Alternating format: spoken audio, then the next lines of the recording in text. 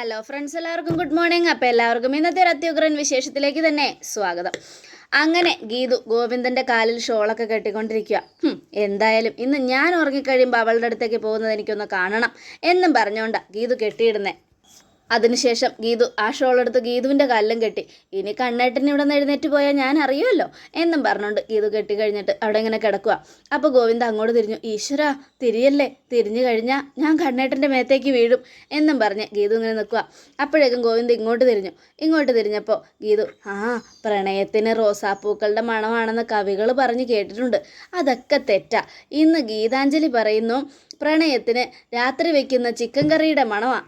ഇനി എൻ്റെ കണ്ണേട്ടനെ ഞാൻ എങ്ങോട്ടും വിടില്ല എന്നും പറഞ്ഞുകൊണ്ട് ഇങ്ങനെ ഗോവിന്ദനെ തന്നെ നോക്കി കിടക്കുക. അപ്പോൾ ഗോവിന്ദ് ഗീതുവിനെ കെട്ടിപ്പിടിക്കുന്ന, ഗീതുവും ഗോവിന്ദനെ കെട്ടിപ്പിടിച്ച് ഇങ്ങനെ കിടക്കുകയാണ്. പിന്നീട് കാണിക്കുന്നത് അവർണികയാണ്. അവർണികയാണെങ്കിൽ ഭയങ്കര ദേഷ്യത്തിൽ ഇങ്ങനെ ഇരിക്കുക. അപ്പോൾ കിഷോർ എന്തോ പ്ലാനോടുകൂടി അങ്ങോട്ട് വരികയാണ്.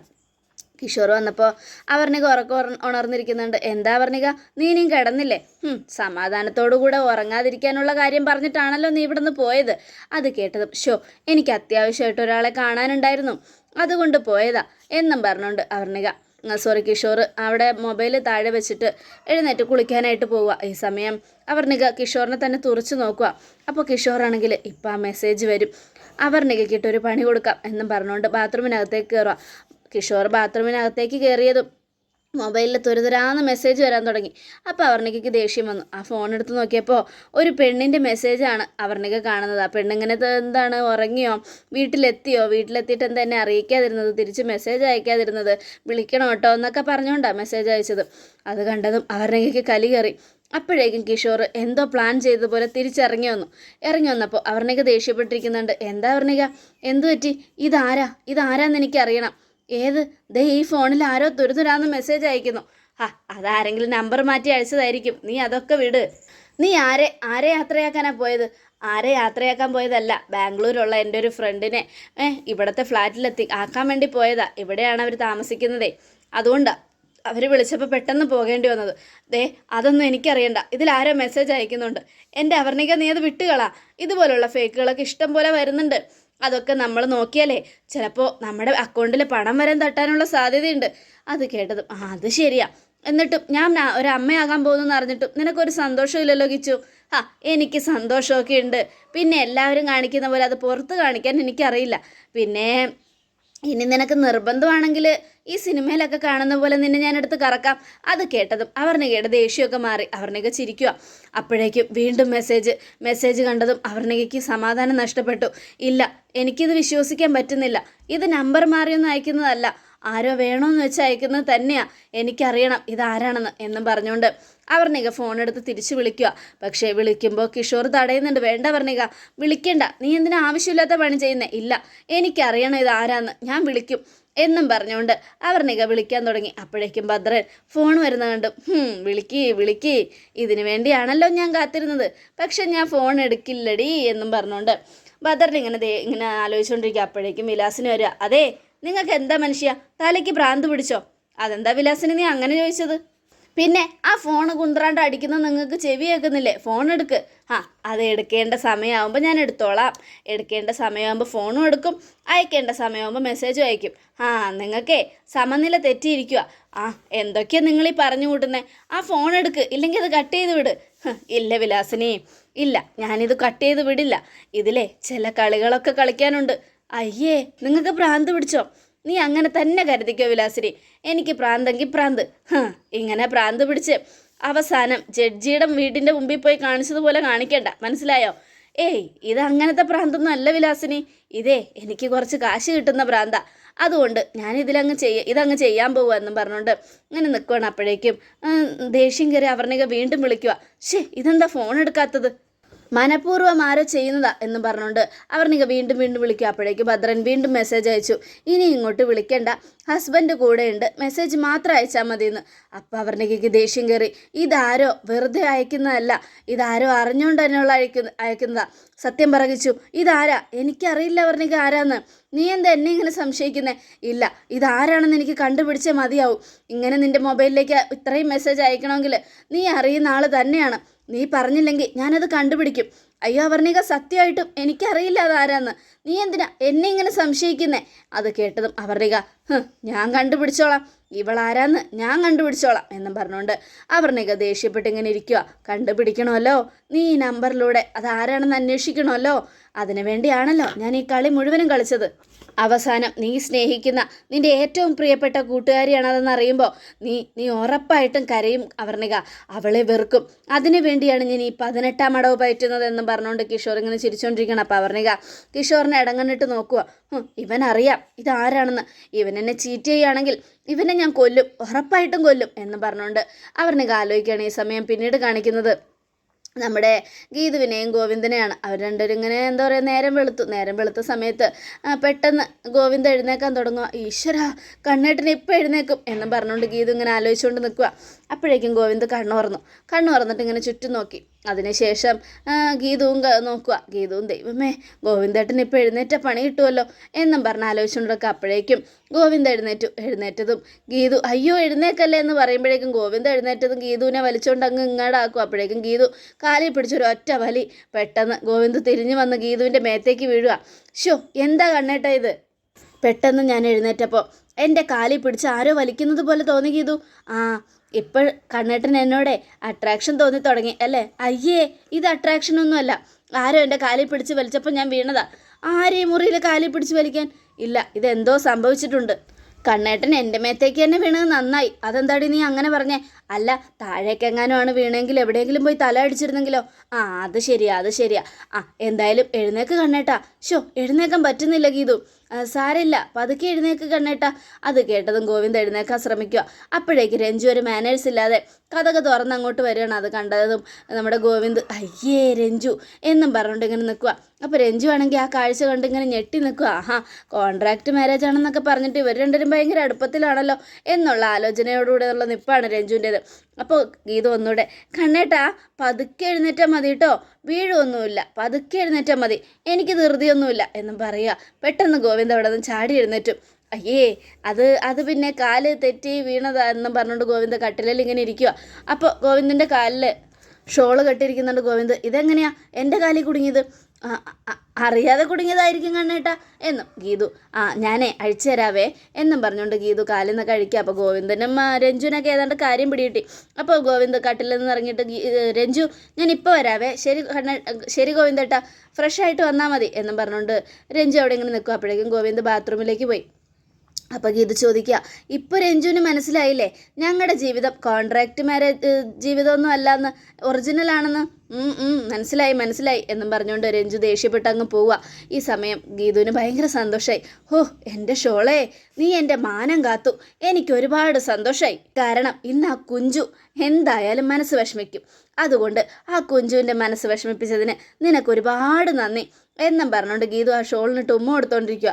അപ്പോഴേക്കും അത് കണ്ടുകൊണ്ട് ഗോവിന്ദ് വരിക. എന്താ നീ കാണിക്കുന്നേ? അതെ, ഈ ഷോള് എൻ്റെ പ്രിയപ്പെട്ട ഷോളാ കണ്ണേട്ടാ. ഇനി ആ ഷോള് നീ വെച്ചോണ്ടിരിക്കണ്ട, അതങ്ങ് കത്തിച്ച് കളഞ്ഞേരെ. ശരി, ഞാൻ കത്തിച്ച് കളയാം എന്നും പറഞ്ഞുകൊണ്ട് ഗീതു ഇങ്ങനെ നിൽക്കുക.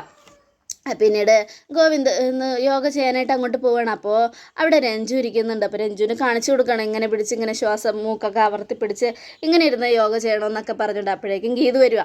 ഗീതു വന്നതും അതെ, നിങ്ങളുടെ കൂടെ യോഗ ചെയ്യാൻ ഞാനും ഉണ്ട് എന്നും പറഞ്ഞ് അവിടെ ഇതൊക്കെ വിരിച്ചിട്ട് അവിടെ ഇങ്ങനെ ഇരിക്കുക. അപ്പോഴേക്കും ഗോവിന്ദ് ഞാനേ രഞ്ജുവിന് പുതിയതായിട്ടുള്ളൊരിത് പറഞ്ഞു കൊടുക്കുക. നിങ്ങൾ പഠിപ്പിച്ചോ, നിങ്ങളോടൊപ്പം ഇരുന്ന എല്ലാ യോഗയും പഠിക്കാം. യോഗ പഠിപ്പിക്കാൻ മിടുക്കനാണല്ലോ നിങ്ങൾ, അതുകൊണ്ട് ഒരു സംശയമില്ല, നന്നായിട്ട് പഠിപ്പിച്ചോ. പക്ഷെ ഞാനും ഉണ്ടാവും കൂടെ. ഇത് കേട്ടതും രഞ്ജുവിന് കലി കയറി. എന്നാ പിന്നെ നിങ്ങൾ രണ്ടുപേരും കൂടെ അങ്ങോട്ട് ചെയ്യ്, ഞാനില്ല എന്നും പറഞ്ഞുകൊണ്ട് രഞ്ജു അവിടെ നിന്ന് എഴുന്നേക്കുക. അയ്യോ പോകുമൊന്നും വേണ്ട, ഈ യോഗയിൽ മത്സരമൊന്നും ഇല്ല കേട്ടോ, അതുകൊണ്ട് രഞ്ജുവിന് ധൈര്യമായിട്ട് ചെയ്യാം. വേണ്ടെന്ന് പറഞ്ഞില്ലേ, ഞാൻ നിങ്ങൾക്കിടയിൽ വന്നിരുന്ന് ഒരു ശല്യം ആവുന്നില്ല, ഞാൻ അങ്ങ് പോവുക, ഞാൻ ഒറ്റയ്ക്ക് ചെയ്തോളാം എന്നും പറഞ്ഞുകൊണ്ട് രഞ്ജു അവിടെ നിന്ന് ദേഷ്യപ്പെട്ടു പോയി. രഞ്ജു പോയി കഴിഞ്ഞതും ഗോവിന്ദന് ദേഷ്യം വന്നു. നിനക്കിത് എന്തിൻ്റെ കേടാ ഗീതു? അത് കേട്ടതും ഗീതു എന്താ കണ്ണേട്ടാ, ഞാൻ യോഗ ചെയ്യാൻ വന്നതിന് എന്താ കുഴപ്പം? നീ യോഗ ചെയ്യാൻ വന്നതിന് ഒരു കുഴപ്പമില്ല. പക്ഷെ നീ അവളെ ഇങ്ങനെ വിഷമിപ്പിച്ച് വിടാൻ പാടില്ലായിരുന്നു. അവൾ നമ്മുടെ വീട്ടിലെ ഗസ്റ്റാ. അങ്ങനെയുള്ളപ്പോൾ അവളെ വിഷമിപ്പിച്ച് വിട്ടാ അതിൻ്റെ നാണക്കേട് നമുക്കും കൂടിയല്ലേ കണ്ണേട്ട. എനിക്ക് യോഗ ചെയ്യാനുള്ള ആഗ്രഹം കൊണ്ട് വന്നതല്ലേ. വേണ്ട, നീ യോഗ ചെയ്യാനുള്ള ആഗ്രഹം കൊണ്ട് വന്നതൊന്നുമല്ല, രഞ്ജു എൻ്റെ അടുത്ത് വന്നിരിക്കുന്നതുകൊണ്ട് വന്നാന്ന് എനിക്ക് നന്നായിട്ട് അറിയാം. എന്നാൽ ഇത് വേണ്ടായിരുന്നു ഗീതു. പക്ഷെ അവൾ ചെയ്യുന്നത് ശരിയാണോ കണ്ണേട്ടാ? രാവിലെ കണ്ണേട്ടനെ വിളിച്ചോണ്ട് വന്ന് ഇവിടെ ഇരുന്ന് യോഗ ചെയ്യുമ്പോൾ എന്നെ കൂടെ വിളിക്കായിരുന്നല്ലോ അവൾക്ക്. അവളെന്താ അത് ചെയ്യാതിരുന്നത്? അത് കേട്ടതും ഗോവിന്ദ്, അതെ, അവൾ നാളെ പൊടിയും തട്ടി അങ്ങ് പോകും, ചിലപ്പോൾ പറയാതെ പോലും പോകും. പക്ഷെ നീ അങ്ങനെയല്ല ഗീതു, എന്നോടൊപ്പം. അപ്പോൾ ഗീതു, എന്താ കണ്ണേട്ട പറഞ്ഞേ? കണ്ണേട്ടനോടൊപ്പം? അത് അറിയാതെ വായന്ന് വീണ് പോയതാ. നിന്റെ ലക്ഷ്യങ്ങളൊക്കെ നിറവേറ്റി ഞാൻ നിന്നോടൊപ്പം ഉണ്ടാവുമെന്നാണ് പറഞ്ഞത്. നിന്റെ ലക്ഷ്യം IAS. ആ IAS പഠിച്ച് നീ വലിയ കളക്ടർ ആവണം. അതിനുശേഷം നിന്നെ എനിക്ക് കാണുമ്പോൾ ഒരുപാട് അഭിമാനം തോന്നും. എന്താണെന്നറിയാമോ? നീ എന്നോടൊപ്പം കുറച്ച് ദിവസം ഉണ്ടായിരുന്നതാണല്ലോ. വെറുതെ ഒരു പേരിനാണെങ്കിലും ഒരു എഗ്രിമെൻറ്റിലാണെങ്കിലും നമ്മൾ തമ്മിലുള്ള വിവാഹം നടന്നാണല്ലോ എന്നൊക്കെ ഓർത്ത്. എന്തായാലും ഇനി എഗ്രിമെൻറ്റിൻ്റെ കാര്യമൊന്നും ഞാൻ പറയില്ല ഗീതു, നിനക്ക് ഞാൻ വാക്ക് തരിക എന്നും പറഞ്ഞുകൊണ്ട് ഗോവിന്ദ് അവിടെ നിന്നും പോയി. ഗോവിന്ദ് പോയി കഴിഞ്ഞതും ഗീതു കണ്ണേട്ടൻ പറഞ്ഞു വന്നപ്പോൾ ഞാൻ കരുതി കണ്ണേട്ടനോടൊപ്പം എന്നും ഞാൻ ഉണ്ടാവുമെന്നാണ് പറയാൻ വന്നതെന്ന്. അതെ, അത് തന്നെ പറയാൻ വന്നത്. എഗ്രിമെൻറ്റിൻ്റെ കാര്യം ഇനി പറയില്ല എന്നാണ് കണ്ണേട്ടൻ പറഞ്ഞിരിക്കുന്നത്. അതിനർത്ഥം കണ്ണേട്ടനോ എന്നോടുള്ള സ്നേഹം തോന്നിത്തുടങ്ങിയെന്ന. രഞ്ജു ഇന്നല്ലെങ്കിൽ നാളെ പോകാനിരിക്കുന്നവളാണെന്നും കണ്ണേട്ടൻ മനസ്സിലാക്കി കഴിഞ്ഞു. എന്തായാലും ഇനി എനിക്ക് സങ്കടമൊന്നുമില്ല. എൻ്റെ ജീവിതത്തിൽ എൻ്റെ കണ്ണേട്ടൻ എന്നും ഉണ്ടാവും. IAS അല്ല കണ്ണേട്ടൻ എൻ്റെ സ്വപ്നം. എൻ്റെ കണ്ണേട്ടനോടൊപ്പമുള്ള സന്തോഷകരമായ ജീവിതമാണ്. ആ ജീവിതം എന്ന് ഞാൻ ആരംഭിക്കുന്നോ അന്ന് എൻ്റെ സ്വപ്നം നിറവേറും എന്നൊക്കെ പറഞ്ഞുകൊണ്ട് ഗീതു ഇങ്ങനെ ഭയങ്കര സങ്കടപ്പെട്ട് നിൽക്കുക, എന്ത് ചെയ്യണമെന്നറിയാതെ. ഈ സമയം പിന്നീട് കാണിക്കുന്ന രേഖയാണ്. രേഖ ഭക്ഷണമൊക്കെ ഉണ്ടാക്കി വെച്ചിട്ട് ഇങ്ങനെ നിൽക്കും. അവിടേക്ക് രേഖയ്ക്ക് ഭയങ്കര സങ്കടമുണ്ട്. വരുൺ സ്നേഹിക്കുന്നൊന്നും ഇല്ലെങ്കിലും വരുൺ പുറത്തായല്ലോ എന്നോർത്തിട്ടൊരു സങ്കടം. ശത്രുക്കളാണെങ്കിലും അവിടെ നിൽക്കുമ്പോഴും അവിടെ നിന്ന് പരസ്പരം സ്നേഹിക്കുമ്പോഴും കാണുമ്പോഴൊക്കെ ഒരു സമാധാനം ഉണ്ടായിരുന്നു. ഇതിപ്പോൾ വരുണില്ലാതെ ഒരു ജോലിയും അങ്ങോട്ടും ഇങ്ങോട്ടും നടക്കുന്നില്ല എന്നൊക്കെ ആലോചിച്ചുകൊണ്ട് നിൽക്കുമ്പോൾ ഗീതു അങ്ങോട്ട് വരിക. എന്താ രേഖ ചെന്ന് കഴിക്കാൻ? അപ്പോൾ രേഖ ഒന്നും മിണ്ടാതെ മുഖം വീർപ്പിച്ച് നിൽക്കുക. എന്താ മുഖം ബലൂൺ ഊതി വീർപ്പിച്ച പോലെ വീർത്തിരിക്കുന്നേ? എന്ത് പറ്റി രേഖച്ചി എന്ന് ചോദിക്കണം. മനസ്സിലായി, കെട്ടിയോനെ ഇങ്ങോട്ടൊക്കെ ഇഷ്ടമൊന്നും ഇല്ലെങ്കിലും കെട്ടിയോൾക്ക് ഭയങ്കര സങ്കടമല്ലേ? കെട്ടിയോനെ പുറത്താക്കിയതിൻ്റെ പേരിൽ നല്ല വിഷമമുണ്ടല്ലേ രേഖച്ചി? അറിയാം, എനിക്കറിയാം. എൻ്റെ രേഖച്ചിയുടെ മനസ്സ് എനിക്ക് മനസ്സിലാവും. രേഖച്ചി പേടിക്കണ്ട. നമ്മൾ സപ്പോർട്ട് ചെയ്ത് വരണേട്ടനെ ഇങ്ങോട്ട് വിളിച്ചില്ലെങ്കിലും അമ്മ ഇന്നലെ രാത്രി മുതൽ ഒന്നും കഴിച്ചിട്ടില്ലല്ലോ. രാധിക അമ്മ വിശന്നിരിക്കുന്നത് കൊണ്ട് കണ്ണേട്ടൻ എങ്ങനെയും വരുണേട്ടനെ തിരിച്ചു വിളിക്കുമെന്നുള്ള കാര്യം ഉറപ്പാണ്.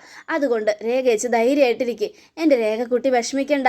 രേഖക്കുട്ടിയുടെ വരുണേട്ടൻ ഇങ്ങോട്ട് തന്നെ വരും. കണ്ടോ? അത് കേട്ടതും എനിക്കൊന്നും അത് ഓർത്തിട്ടല്ല ഗീതു വിഷമം.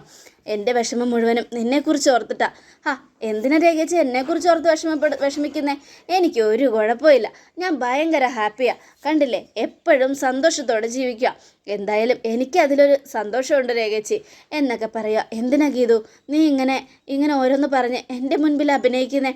അഭിനയോ? ആര് പറഞ്ഞു അഭിനയമാണെന്ന്? ഞാൻ പറഞ്ഞത് സത്യ. എല്ലാം കൊണ്ടും ഞാൻ സന്തോഷത്തിലാണ്. എനിക്ക് കിട്ടിയ കുടുംബജീവിതം, എനിക്ക് കിട്ടിയ എല്ലാം, ഈ കുടുംബം എല്ലാം കൊണ്ട് ഞാൻ സന്തോഷത്തിലാണ്. എന്നെ തോൽപ്പിക്കാൻ ആർക്കും കഴിയില്ല. എൻ്റെ സ്നേഹം വെറുതെ അല്ല രേഖച്ചി. ഞാൻ ആത്മാർത്ഥമായിട്ട് തന്നെയാണ് കണ്ണേട്ടനെ സ്നേഹിക്കുന്നത്. തിരിച്ചും ഇങ്ങോട്ട് അങ്ങനെ തന്നെയാണ്. കണ്ണേട്ടന് ഞാനെന്ന് വെച്ച ജീവനാ. അതുകൊണ്ട് രേഖച്ചി എന്നെക്കുറിച്ച് ഓർത്ത് ടെൻഷൻ അടിക്കുകയൊന്നും വേണ്ട. ആര് പറഞ്ഞു ഗീതു നിൻ്റെ ഗോവിന്ദേട്ടന് നിന്നോട് ഇഷ്ടമാണെന്ന്? എനിക്കങ്ങനെ തോന്നിയില്ല. ഇന്നലെ കയറി വന്നവൾ എല്ലാം തട്ടിയെടുക്കുമെന്നുള്ള എൻ്റെ പേടി അതിപ്പോഴും എൻ്റെ മനസ്സിൽ കിടന്ന് ഇങ്ങനെ ഓടി നടക്കുക. നല്ല ടെൻഷനുണ്ട്. വരുണേട്ടൻ പുറത്തു പോയതിൽ ഇത്ര പോലും ഞാൻ ടെൻഷനായില്ല. പക്ഷേ ഗോവിന്ദേട്ടൻ രഞ്ജുവിനെയും കൂട്ടി മുറിയിൽ പോയിരുന്ന് സംസാരിക്കുമ്പോൾ അവൾ ഗോവിന്ദേട്ടൻ്റെ അവകാശം തട്ടിയെടുക്കാൻ ശ്രമിക്കുമ്പോൾ നിനക്കെന്തെങ്കിലും സംഭവിക്കുമോ? നീ ഈ വീട്ടിൽ നിന്ന് പോകേണ്ടി വരുമോ എന്നൊക്കെ ഓർത്താ എൻ്റെ ടെൻഷൻ. ഒരിക്കലും നീ ഈ വീട്ടിൽ നിന്ന് പോകാൻ പാടില്ല ഗീതു. എന്തൊക്കെയാ രേഖച്ചി പറയുന്നേ? അങ്ങനെ ഞാൻ ഈ വീട്ടിൽ നിന്ന് പോകുമോ? അങ്ങനെ പോകേണ്ട ആവശ്യം എനിക്കുണ്ടോ? അധികാരത്തോടെ അറയ്ക്കൽ തറവാട്ടിലെ മാധവൻ നായരുടെ മകൻ ഗോവിന്ദ് മാധവ് എൻ്റെ കഴുത്തിൽ താലി കെട്ടിയാ ഇങ്ങോട്ട് കൂട്ടിക്കൊണ്ടുവന്നത്. അങ്ങനെയുള്ളപ്പോൾ ഈ വീട്ടിലുള്ള അധികാരവും അവകാശവും എനിക്കാ. പക്ഷെ ഗീതു നീ ഒന്നറിയണം, ഇവിടെ പല നാടകവും കളിക്കുന്നുണ്ട്. ആ നാടകം കളിക്ക് അവസാനം നിൻ്റെ വിശ്വാസമെല്ലാം വെറുതെ ആയി പോകുമെന്നുള്ളൊരു പേടി എനിക്കും ഉണ്ട്. അതുകൊണ്ട് നീ സൂക്ഷിക്കണം മോളെ. ഇത് കേട്ടതും ഗീതു ഞെട്ടി. അതെ, ആ ഒരു പേടി ഗീതുവിനും ഉണ്ട്. പക്ഷേ എല്ലാം സഹിച്ചും കടിച്ചും പിടിച്ചും ഗോവിന്ദനോടൊപ്പം ഗീതു നിൽക്കുന്നത് എന്താണെന്ന് വെച്ചാൽ വിശ്വാസം. ഗോവിന്ദൻ ഒരിക്കലും മറ്റൊരു പെണ്ണിൻ്റെ പിന്നാലെ പോകില്ല എന്നുള്ള വിശ്വാസം. രഞ്ജുവിനെ കുറിച്ച് ഓർത്ത് ഗീതുവിന് നല്ല ടെൻഷനുണ്ട്. അനിയത്തിയാണ് എന്നറിയാതെയാണ് ഗീതു ഇങ്ങനെയൊക്കെ ടെൻഷൻ അടിക്കുന്നതിനെ. ഗോവിന്ദൻ്റെ അനിയത്തിയാണ് ഗീതു രഞ്ജു എന്ന് തിരിച്ചറിഞ്ഞാൽ ഉറപ്പായിട്ടും ഗീതു രഞ്ജുവിനെ സ്നേഹിക്കോ, അതല്ല വിജയലക്ഷ്മിയിലേക്ക് അന്വേഷണം എത്തുമെന്നൊക്കെ തീർച്ചയായിട്ടും കാത്തിരുന്ന് തന്നെ കാണാം. അതേ പ്രേക്ഷകർ, രഞ്ജുവിൻ്റെ വരവ് ഗീതുവിൻ്റെ സമാധാനം ഇല്ലാതാക്കുമ്പോൾ ഗീതുവും രഞ്ജുവും ആരാണെന്നുള്ള രഹസ്യം പുറത്തു വരുന്ന അടിപൊളി മുഹൂർത്തങ്ങളാണ് ഇനി വരാൻ പോകുന്നത്. തീർച്ചയായിട്ടും കാത്തിരുന്ന് കാണുക. നാത്തൂനും കൂടിയുള്ള നല്ലൊരു തകർപ്പൻ അടി. അപ്പോൾ എല്ലാവരും തീർച്ചയായിട്ടും മിസ് ചെയ്യാതെ തന്നെ കാത്തിരിക്കുക. എല്ലാവർക്കും ഒരിക്കൽ കൂടെ നല്ലൊരു ശുഭദിനം തന്നെ ആയിക്കോട്ടെ. Thank you friends.